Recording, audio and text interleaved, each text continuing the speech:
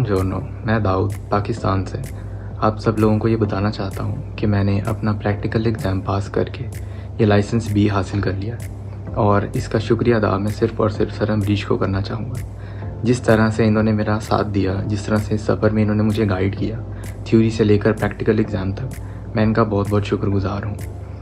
जिस तरह से इन्होंने मेरी हौसला अफजाई की और मुझे कहा कि नहीं तुम पास हो जाओगे, उसने मेरी बहुत मदद की।